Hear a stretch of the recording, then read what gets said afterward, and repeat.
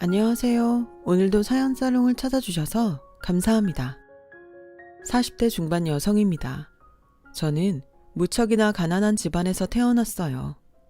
고작 결핵주사 한 대 맞을 돈이 없어서 친정아버지는 젊은 나이에 너무도 허망하게 세상을 떠났고, 졸지에 젊은 과부가 된 친정어머니는 겨울이면 메밀묵과 찹쌀떡을, 여름에는 두부 리어카를 끌고 행상을 돌아다니면서 참 억척스럽게도 사셨죠.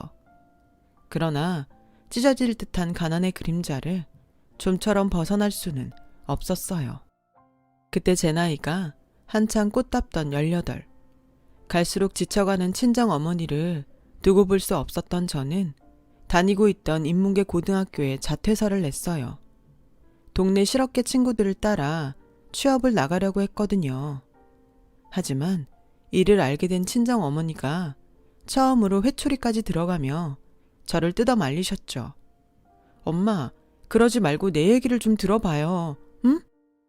무슨 얘기? 공부를 그만두고 공장에 취직한다는 얘기에? 아니면 미용실 허드렛 일을 나가겠다는 얘기에? 우리 집 사정이 어쩔 수 없잖아. 나라도 얼른 취업해서 살림에 보태야죠. 시끄러. 회초리 맞기 싫으면 내일 등교하자마자 자퇴서부터 돌려받아서 찢어버려. 아니다. 엄마랑 선생님 댁으로 찾아가자. 지금 당장. 제발요. 추울 때 추운 데서 일하고 더울 때 더운 데서 고생하는 엄마 모습 지켜보는 딸 자식 입장이 얼마나 고역인데. 그리고 공부야. 검정고시를 보든 아님 야간 학교를 다니든 일단 취업해서 자리 잡은 다음에 다시 할 수 있는 거잖아요. 잔말 말고 학교 계속 다녀. 꼭 공부 열심히 한다고 해서 훌륭한 사람이 되는 것도 아닌데 뭐. 그래, 그건 네 말이 맞아. 공부 열심히 해봤자 개차반으로 사는 사람이야 세상에 널렸지. 하지만 지금 엄마가 너한테 해줄 수 있는 최선이 공부밖에 없어서 그래. 못 먹이고 못 입히는 주제에 가르치는 일까지 소홀하게 해버리면 내 가난이 정말 나의 죄가 되어버릴까 봐 그게 겁나서 그래. 무슨 말을 그렇게 해요. 가난이 어떻게 죄야. 지금까지는 내 엿보이고 팔자라도 죄까지는 아니었지. 근데 만약 최소한의 부모 도리마저 져버린다면, 그래서 내 엿보와 팔자를 자식한테 되물림한다면 그때는 죄가 되는 거야. 가난을 딸에게 물려준 죄인. 엄마는 우리 딸 믿어. 이겨낼 수 있을 거야. 친정어머니의 사랑 덕분에 크게 깨우친 저는 담임선생님에게 사정해가며 자퇴를 취소했죠. 이후로는 가난한 팔자 따위를 한 번도 탓하지 않으며 굳세고 긍정적인 태도로 살아왔어요. 전기요금을 내지 못해 전기불이 끊길 때면 가로등 불빛에 의지해 공부했고, 전액 장학금을 받고 대학교에 입학할 수 있었어요. 대학생 시절에는 과외 학생네 집에서 차려주는 토스트 간식으로 하루 딱 한 끼, 한 번 끼니를 때우면서도 꿈을 향해 노력했습니다. 그 결과 큰 병원 간호사가 되는 데 성공했죠. 그런 제 삶의 태도는 번듯한 중산층 사모님인 시모가 양가의 경제적 차이를 걱정하며 결혼을 반대할 때도 굴하지 않았어요. 오히려 당당할 수 있게 만들어 주었죠. 제가 짊어진 가난은 살면서 극복해 보이겠다고요. 그리고 저희 말 그대로를 증명해 내었어요. 사글세 단칸방에서 시작한 신혼집을 불과 몇 년 만에 전세 신축 아파트로 옮기면서 말이죠. 하지만 시모에게 저는 여전히 가난해서 못마땅한 며느리인 모양이었어요. 저희 부부가 아파트로 이사하던 날 굳이 찾아와 이러더라고요. 너희 그동안 굶고 살았니? 네? 의사도 아니고 간호사벌이야 세상 뻔한데 집을 너무 빨리 늘리는 게 아닌가 싶어서. 일반적으로는 둘 중 하나밖에 없잖니. 주택복권을 맞았다던가 아님 귀한 남의 집 아들내미 굶겨가면서 둘이 억척스럽게 모았거나. 둘이 억척스럽게 모은 건 맞아요. 근데 아범 굶기지는 않았으니까 걱정 마세요. 설마 하니 가난이 얼마나 서러운지 제일 잘 아는 제가 남편 먹고 입히는 일에 소홀할 리가 없잖아요. 하기사 밑바닥 인생들이야 원체 독한 구석이 있다고들 하니까는. 그렇다고 너무 마음 놓지는 말고 성에 안 차는 며느리라는 건 조금도 달라지지 않았으니까. 난 이만 가볼 테니 주말에 시댁 한번 들리려무나. 요즘 아침나절로 볕이 포근하니 좋은 것이 묵은 이불 빨래랑 대청소랑 좀 해줘야겠어. 가구랑 싹 드러내고 청소해야 하니 준비 단단히 해서 오고. 그런 대접을 받아가면서도 시모를 가장 잘 챙기는 사람은 참 역설적이게도 맏며느리인 저였어요. 젊어서부터 가부가 되었다는 시모를 볼 때마다 똑같이 일찍 과부가 된 친정 엄마의 모습이 겹쳐 보였거든요. 그 외로움을 누구보다 잘 알고 있기에 시모의 곁을 보살피기 위해 부단히 노력했어요.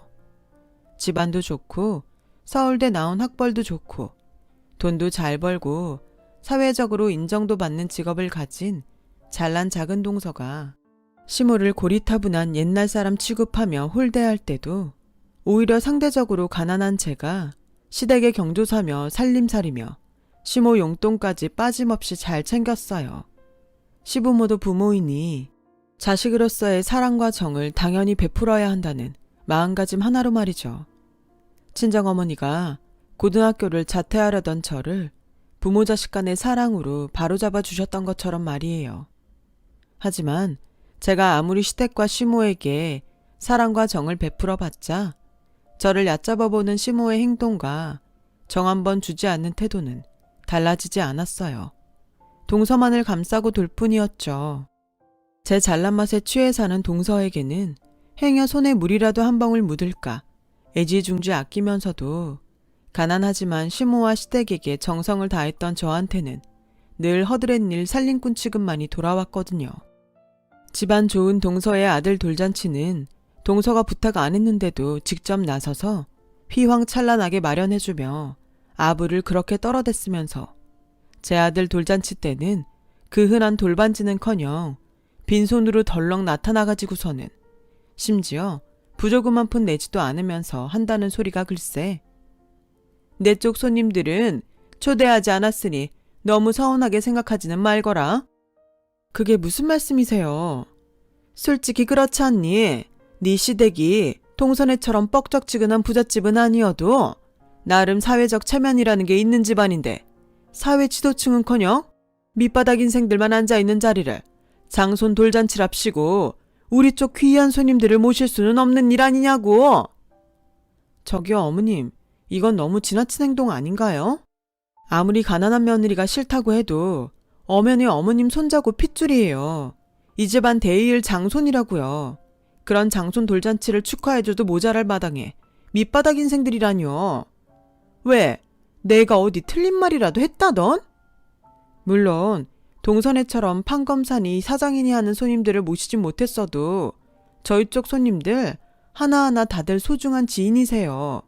제가 근무하는 병원 직원들이랑 의사쌤 분들도 많이 와주셨고요. 그래 봤자 꼴랑 한둘이겠지. 동네 쬐끄만 병원 의사들이래 봤자 딱히 잘난 양반들도 아닐 테고. 제가 어디 병원 근무하는지 정말 모르세요? 며느리한테 어쩜 그렇게 관심이 없을 수가 있어요? 아, 한의원이었던 모양이구나. 동네 쬐끄만 양빵병원이 아니라. 대학병원입니다. 제가 졸업한 대학교 병원. 네가 대학도 나왔었니? 어머님, 이게 누구 앞이라고 목소리를 높여. 내 입장에서는 당연히 고졸이라고 생각할 수밖에 없는 걸.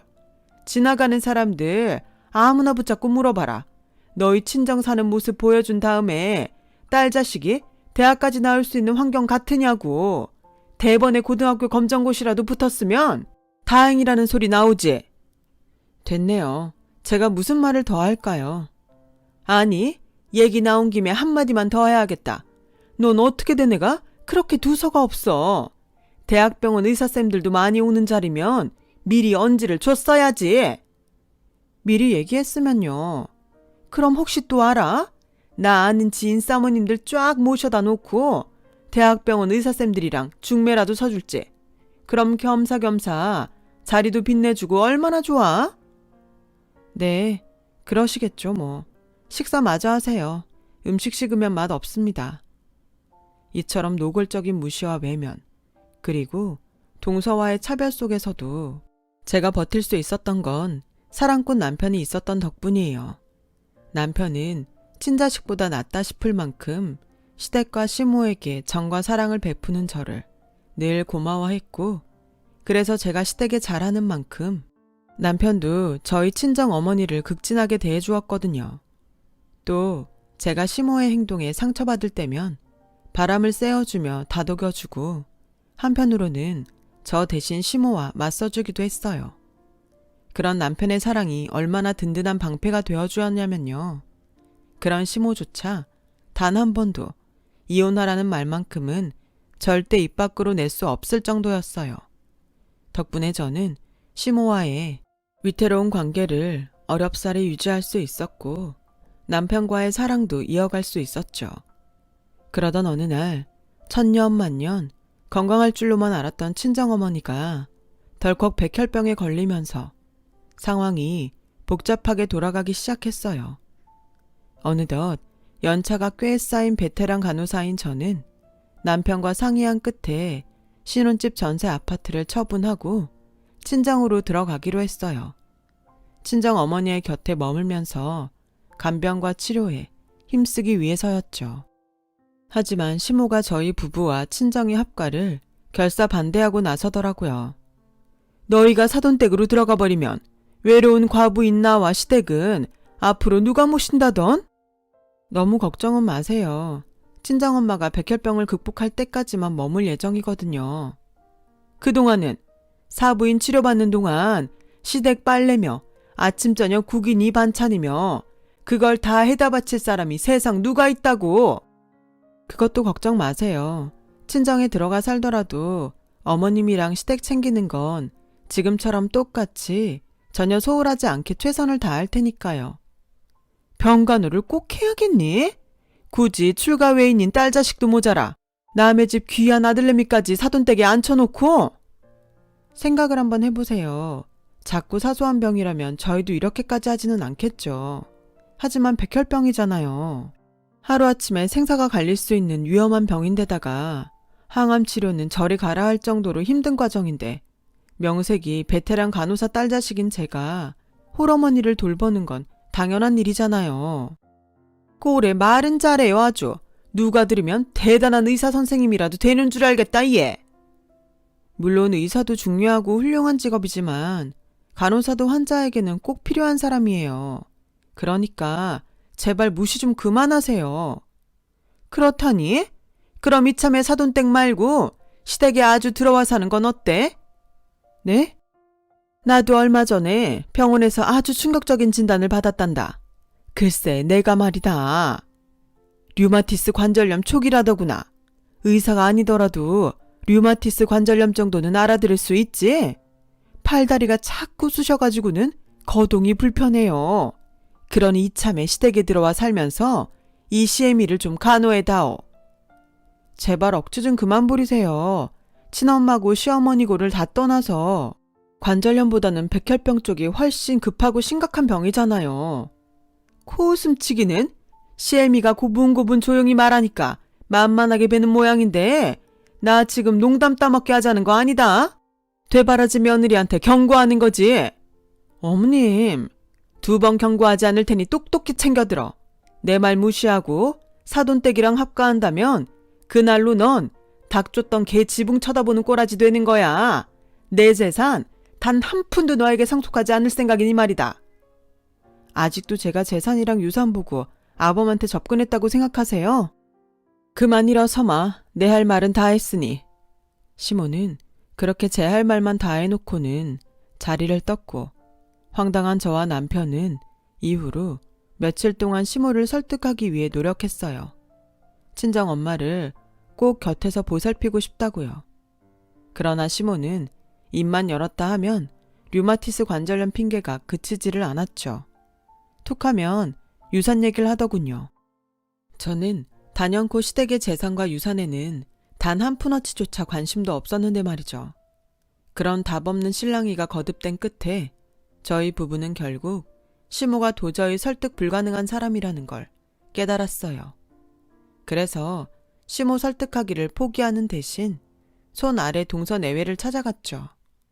저희 부부는 동서내외에게 당분간 시모를 잘 챙겨달라고 부탁했어요. 따지고 보면 썩 무리한 부탁까지도 아니었다고 생각해요. 한 달에 2번 시댁에 들러 시모와 저녁을 함께 먹어달라는 말을 전했을 뿐이니까요.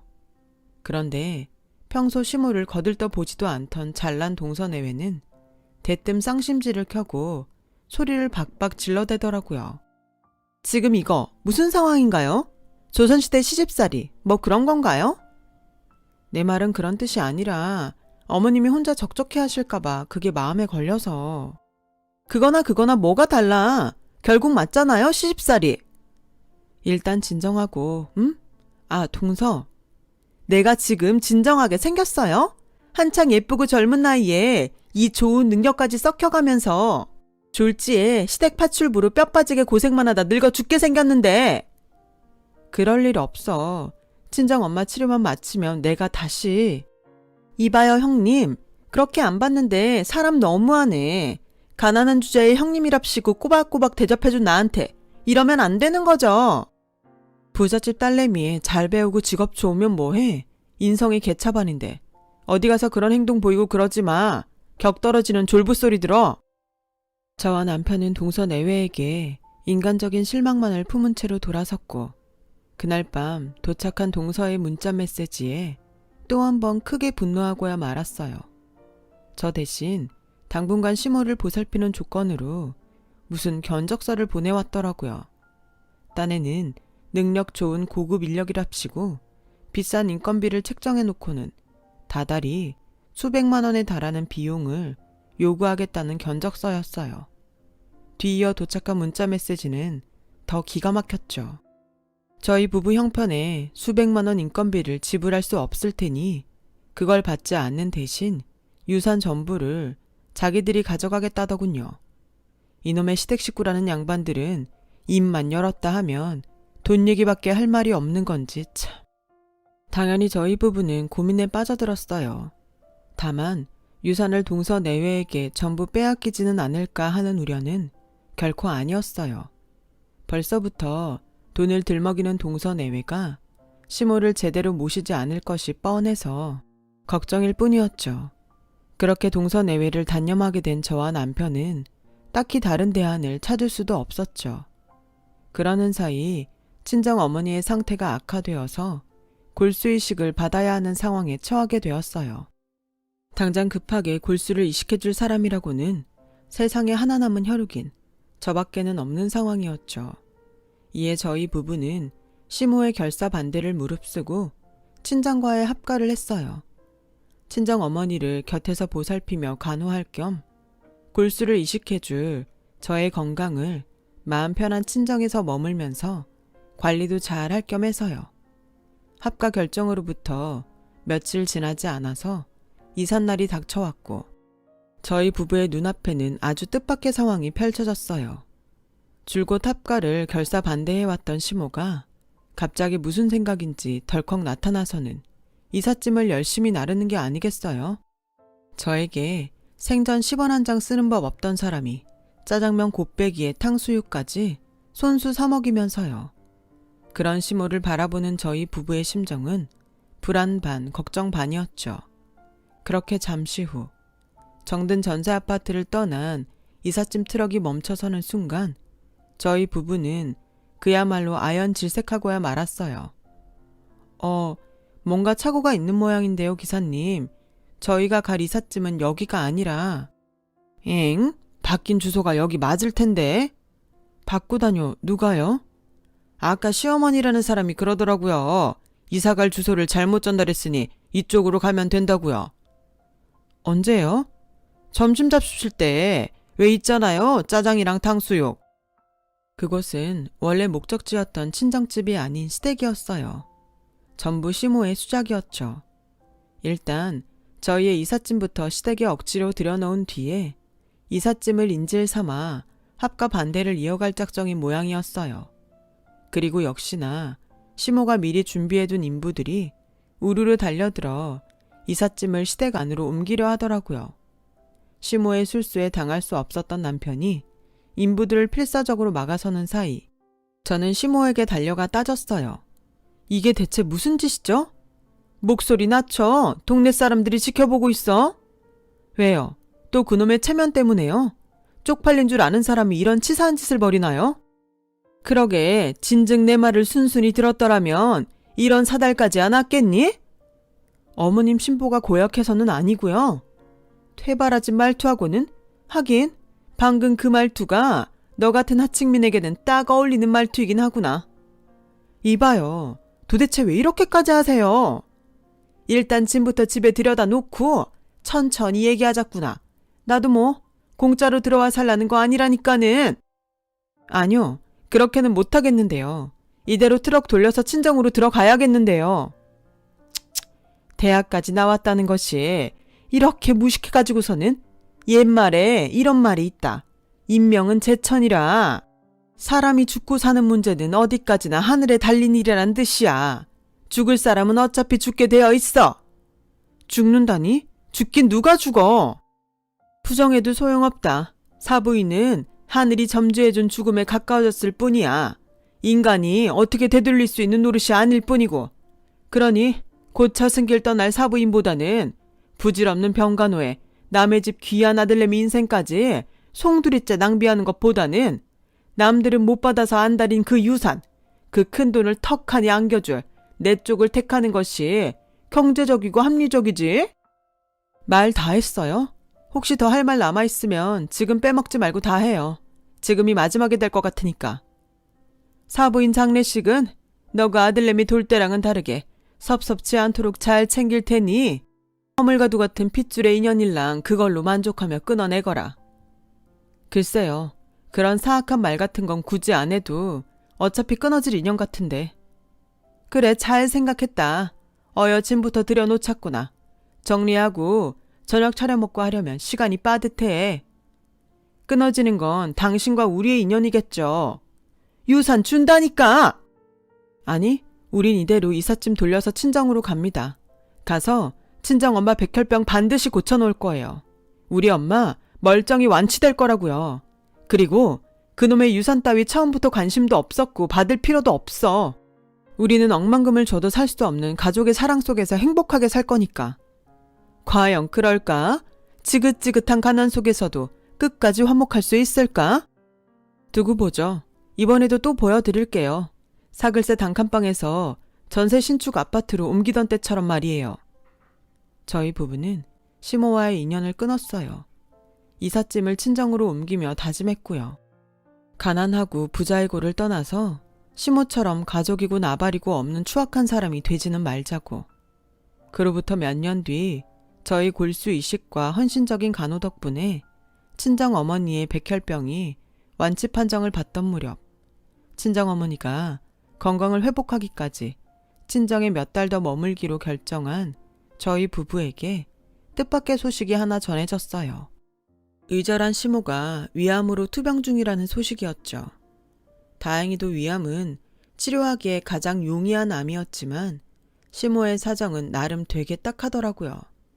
시모가 하나 남은 자식인 동서내외에게 간병을 부탁했지만 동서내외는 간병 조건으로 유산 전부를 자신들에게 미리 넘길 것을 시모에게 요구했고 시모의 생명을 인질 삼아 유산을 요구하는 동서내외에게 실망한 시모가 상속을 거부하자 동서내외가 그날로 시모와의 연락을 끊어버린 상황이더라고요. 돈 타령하는 부모에 돈 타령하는 자식인 셈이었죠. 소식을 접한 저희 부부는 갈등에 빠졌어요. 물론 의지할 가족 하나 없이 외롭게 암투병 중인 시모를 향한 동정은 아니었어요. 시모로부터 받았던 마음의 상처가 너무 큰 탓에 쉽사리 용서할 수는 없었거든요. 다만 저희 부부를 고민하게 만든 건 뜻밖에도 막 백혈병을 극복한 참인 친정 어머니였어요. 무슨 소리야. 시모 암투병을 보살펴주라니. 엄마는 화도 안 나? 밉지도 않아요. 그 사람이 엄마를 두고 곧 죽을 사람이라며 얼마나 험한 저주들을 퍼부었는데. 그 양반의 과거 행동은 나 또한 용서할 수 없단다. 나부터가 용서하지를 못했는데 너희에게 너그럽게 받아주라고 할 수 있는 노릇도 아니고. 그럼 됐어. 내 얘기 조금만 더 들어. 용서 못하겠다며. 용서하라고 할 수 있는 노릇도 아니라며. 근데 무슨 얘기를 더. 엄마는 다만 내 딸, 내 사위가 그 양반이랑 똑같은 사람이 되는 걸 바라지 않을 뿐이야. 혼자 외롭게 암투병을 하도록 내버려 둔다면 너희도 결국 그 양반이랑 똑같은 사람이 되는 것 같아서 그게 걱정스럽고 속상할 뿐이야. 그러니 아무리 밉더라도 사람으로서 최소한의 도리는 해주었으면 좋겠어. 도리할 만큼 다 한 다음에 계속 미워할 땐 그때 가서 미워하더라도 말이야. 좋아요. 그럽시다. 시모 암투병 우리가 보살펴 보겠다고요. 그래. 고맙다. 고마워. 엄마 지금 울어? 아니 왜? 엄마가 고마울 일이 뭐가 있다고. 내가 우리 딸한테 물려주고 싶지 않았던 진짜 가난이 뭔 줄 아니? 물질적인 가난이 아니라 마음의 가난이었어. 마음이 풍족한 딸로 자라줘서 고마워. 그동안 평생 노력한 보람이 있구나. 엄마는 이제 평생 꿈 다 이루었어. 저희 부부가 시모의 간병을 받아들이자 친정엄마는 평생 짊어져 왔던 가난의 서름을 마침내 떨쳐내었어요. 딸 자식 흠없고 반듯하게 잘 키워내었으니 부모로서는 더 바랄 것 없는 법이라면서요. 며칠 뒤 저희 부부는 친정어머니의 배웅을 받으며 친정을 떠나 시댁으로 들어갔고 시모의 암투병 간병을 시작했어요. 그런 저와 남편이 시모에게 단 한 가지 기대하는 점이 있었다면 시모가 저에게 베푼 적 없었던 부모 자식 간의 사랑, 가족의 정, 그거 딱 하나뿐이었죠.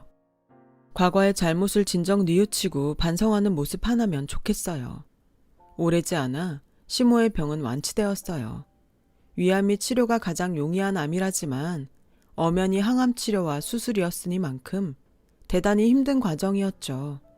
그 과정 내내 저희 부부는 최대한 시모를 보살폈고 그래서 시모의 완치에는 저희 부부의 노력이 뒷받침된 셈이에요. 하지만 치료된 병은 오직 육체적인 병, 고작 위암 하나에 불과할 뿐이었죠. 시모가 앓고 있던 진짜 병인 그놈의 돈타령병은 끝끝내 낫지를 않더라고요. 고맙구나. 내가 오죽이나 미웠을 텐데 이 보답을 어떻게 다 하지? 글쎄요. 앞으로 살면서 지난 잘못들을 다시 하진 않으셨으면 해요. 그래. 내가 너와 사부인한테 잘못한 게 있다면야 돈으로 갚아주지. 네? 간병에 대한 보답도 할 겸 어차피 둘째 아들 내외랑은 연락도 끊겼겠다. 너희 부부를 내 유산의 유일한 상속자로 지정해 주마. 대신 앞으로 평생 시댁에 눌러 살아. 예전처럼 청소도 하고 밥도 챙기고. 난 워낙에 귀하게 자라서 살림살이 잘 못하잖니. 표정이 왜 그렇다던? 그게 얼마나 많은 돈인데 좋아서 방방 뛰어도 모자랄 판국에? 하나도 안 변했네요. 아프기 전이나 지금이나. 그렇게 시애미를 못 믿겠니? 어떻게 이 자리에서 유서라도 써주랴? 변호사를 불러다가 공증이라도 받으랴? 그러면 믿음이 가겠어? 그날 저희 부부는 시댁을 미련 없이 떠났어요. 외로운 당신 곁에 부모 자식으로 머물러 달라고 부탁했다면 그렇게 했을 거예요. 어긋나 버렸던 우리와 당신 사이를 되돌려 놓기 위해 필요한 건 유산 같은 돈이 아니라 부모 자식 사이의 사랑과 정이었으니까요. 지난 잘못을 진심으로 뉘우치고 반성하는 인간다운 모습이었으니까. 그런데 어머님은 끝까지 돈이었죠. 그래서 이제 당신을 완전히 포기하려고요. 당신은 세상에 돈보다 중요한 것이 있다는 걸 평생 깨닫지 못할 테니까. 누구처럼 중리산이 하는 저주 같은 건 퍼붓지 않을게요. 굳이 그러지 않아도 앞으로 어떤 삶이 남아있을지 뻔히 보이거든요. 이후 저희 부부는 친정 어머니의 건강을 극진하게 챙기며 열심히 살고 있어요. 친정 어머니가 비록 백혈병 완치 판정을 받기는 했었지만 투병 생활 내내 건강이 많이 상해 있었던 데다가 이제는 나이도 많이 잡수셨거든요. 물론 저희 부부의 사랑 덕분에 하루하루 부쩍 건강해지고 있는 중이기도 해요. 반면 시모는 결국 자식 하나 없이 외롭게 늙어가는 처지가 되었어요. 가뜩이나 유산 다툼으로 인해서 시모와 연락 끊고 살던 동서내외가 시댁의 유일한 상속자로 저희 부부를 지정하려고 했던 시모의 소식을 듣고 냅다 쳐들어오더니 아주 호적까지 파서 나가버릴 기세로 깽판을 쳤다더라고요. 당연히 그들과의 관계는 완전히 박살이 나버렸고요. 정작 저희 부부는 그 유산에는 여전히 눈꼽만큼도 관심 없는데 말이죠. 암튼 그래서 시모에게 남은 앞날이라고는 비록 돈은 많지만 어깨 기댈 가족 하나 없이 쓸쓸한 노후가 고작이에요. 억만금보다 훨씬 가치 있고 소중한 가족의 정과 사랑 속에서 지금껏 행복해왔고 앞으로도 영원히 행복할 저와 남편과는 다르게요. 돈이 최고인 것 같지만 그것도 아닌 것이 인생 같습니다. 곁에 있는 소중한 인연들과 가족들에게 고마워하면서 살아가렵니다. 긴 이야기 들어주셔서 감사해요. 모든 분들께 항상 건강과 행복이 함께하길 바라겠습니다. 여러분, 사연 댓글에 응원과 현명한 조언 부탁드려요. 좋아요와 구독은 저에게 큰 힘이 됩니다. 오늘도 좋은 일 가득하세요.